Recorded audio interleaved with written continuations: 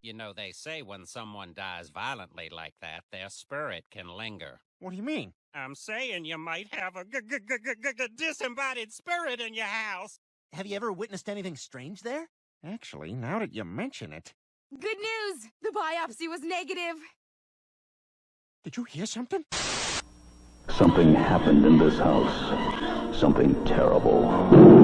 And every brick, every nail, every pipe holds within itself a memory of that event. George C. Scott, The Changeling, The Changeling, The Changeling, rated R.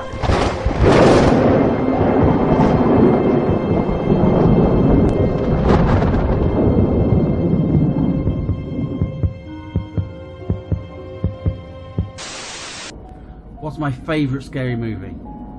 That would have to be The Changeling, starring George C. Scott, 1980, directed by Peter Maddock. The Changeling has a very, very good reason for being there.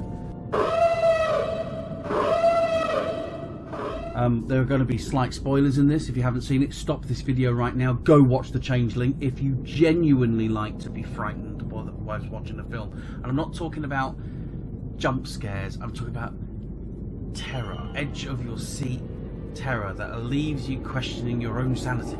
That is this film. It's incredible for it.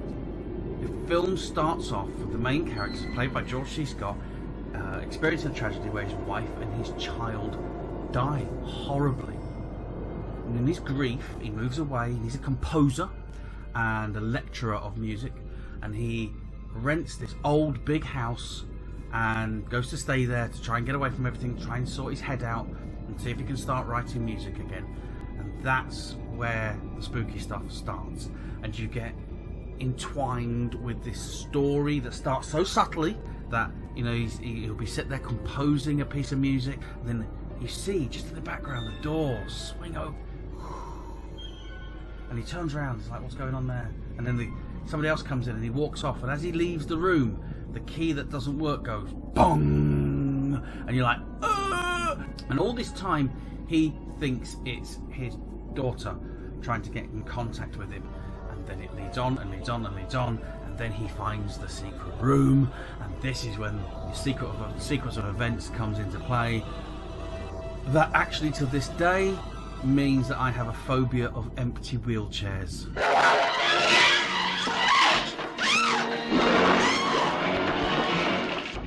Starts with a seance. It starts with a rubber ball, I think, if I remember rightly. But basically, you have a rubber ball just bouncing down the stairs. His daughter's rubber ball down the stairs.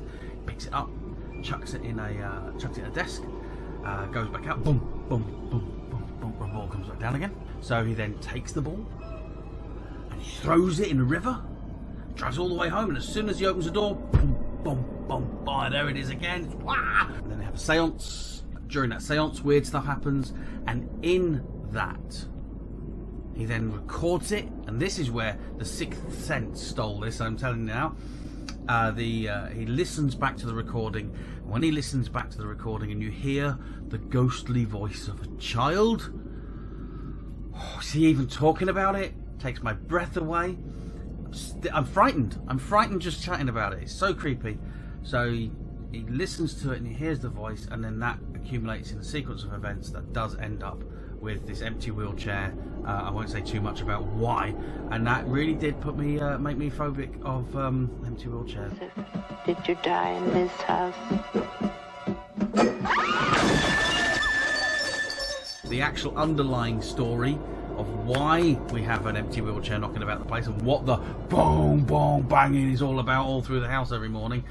And what all of it's all to do with, and why the music suddenly turns up. I'm going to leave that not as a spoiler, but the actual story is fantastic. So the whole film, it's got this beautiful slow build up that really captivates, that gives reasons. You think the story's going one way, then it goes the other, and then when you realise what's going on, you're already invested at this point, like the lead character, like George C. Scott in it. It's really invested in it.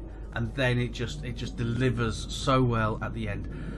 The poster says first there was The Exorcist, then there was The Omen, now there is The Changeling.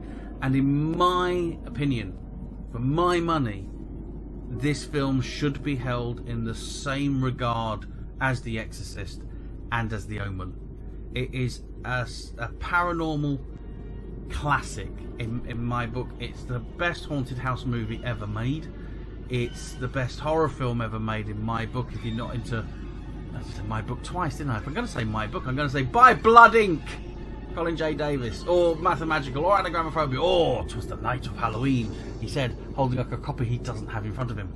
It's just wonderful. It's such a good film, and it doesn't have the love. There's more people now coming on board, people that saw it in the 80s on video like myself, that are beginning to realise how good this film is. I've just bought a Blu-ray copy of it last year, which is a new 2K transfer. Sound is amazing, and the sound is incredible. The score is incredible, and the way that they use sound in this film is as good as the 1963 The Haunting, directed by Robert Wise. It's got all the right elements, and it really should be a lights off, late night, don't sleep movie.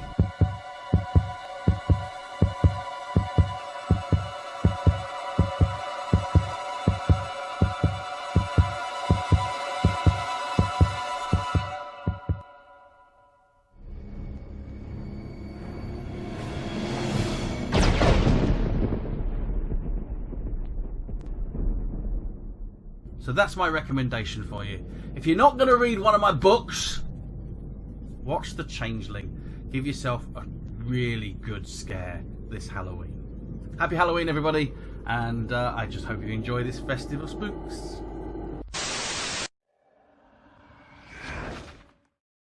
Wait, I'm clicking on this thumbnail, but the video isn't opening. I think we should all go investigate the still unsolved murder of Doris Billingsley, who never did anything but overcook one dinner in March of 1962.